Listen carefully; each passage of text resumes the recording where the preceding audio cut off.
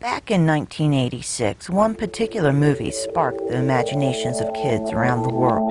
I was 12 when Space Camp came out, and, like every other kid, I wanted to experience the thrill of bursting through Earth's atmosphere to float in the weightlessness of the void. I never did get to go to space, but I did get to attend Space Camp. It just took me 27 years.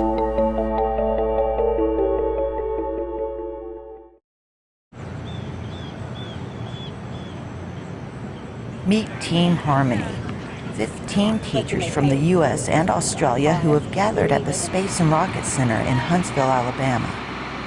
Over the next 5 days, we would be led by crew trainer Bumblebee. My name is Latina Rivers. We began by introducing ourselves before having an audience with an astronaut. And wrote to NASA again, got an application, sent it in, and this time I heard back from NASA. I got a little postcard back.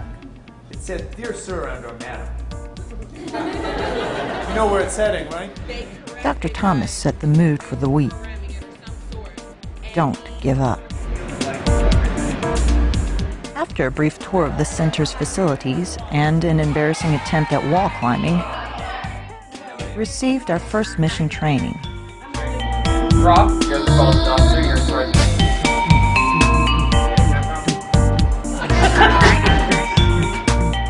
We ended the day with designing our mission patch. We had been lured into a false confidence. Area 51 was my favorite. Team building and trusting others and taking on that leadership role and then allowing others to be leaders and to listen to them.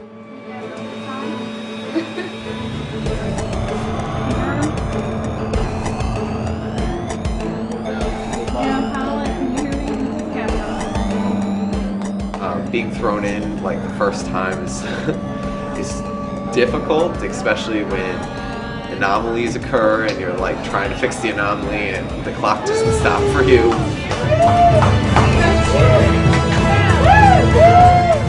I've got to be pilot. I didn't get to land it, but got to press lots of really cool buttons, and we didn't explode or anything, so that was a bonus.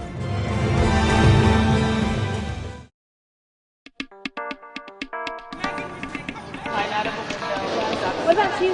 Okay, here's the view. Day 3 dawned on a small man-made lake. Our latest mission? Zip lining.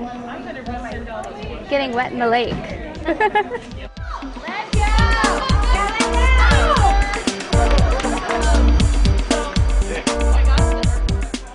The helicopter egress and the zip line parachute descent. You want to stick the camera in?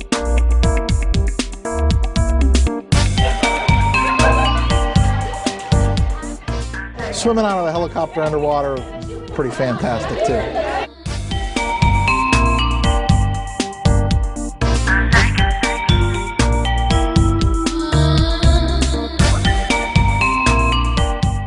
After such a grueling mission, we returned to the Space and Rocket Center for a bit of R&R. We paused to pay our respects to Miss Baker before a rousing lecture by an old-school NASA cowboy. Study hard, and we need more engineers and scientists in this country. And I think that's what Kennedy was driving at. In addition to going to the moon, we have to do those other things, is prepare our citizens to make a contribution, such as the engineers and scientists that did. We wrapped up our day with our first egg experiment. Yeah! Wait for it. Don't count your chickens until they hatch.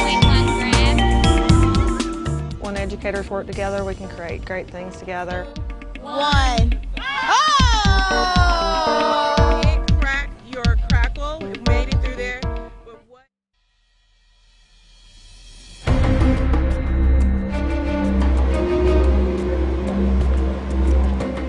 Our 4th day began in the classroom, not with lecture, but with hands-on as we constructed and decorated our own rockets. Green, that's in the parachute bag.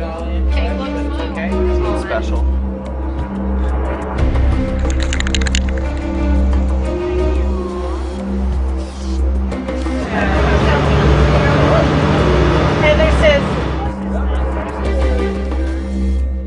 I'm going to take it back and put it in my classroom and hopefully inspire my kids to do more than what they think they can. We then proceed to construct our own moon base. It's a typical day in outer space, as weird as that sounds. Before we knew it, it was time for our second attempt at saving an eggstronaut. All of our egg drops and parachute designs and everything else were a lot of fun. Then it was time for a bit of fun.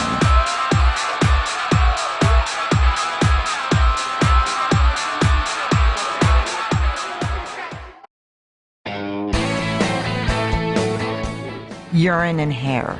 That's really all I can say about the start of our final day. Great stuff. Lifetime changing thing. At this point, I'm fairly certain that NASA employs half the chickens in the U.S. We figured that we had enough time for one more jaunt on the moon's surface.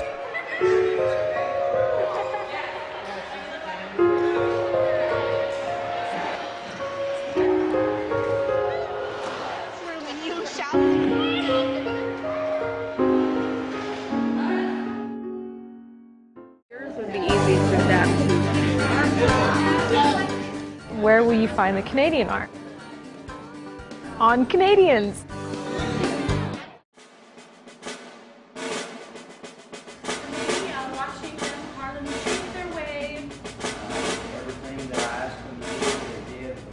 After all the missions were flown and the scores became tallied, I would like to give the Best Mission Award, which is a shuttle camera, to Team Harmony. I doubt that any of us from Team Harmony will ever make it to Mars. But maybe, just maybe, one day some of our kids will. And if they do, perhaps we will have been the ones to light the spark that ignites their launch.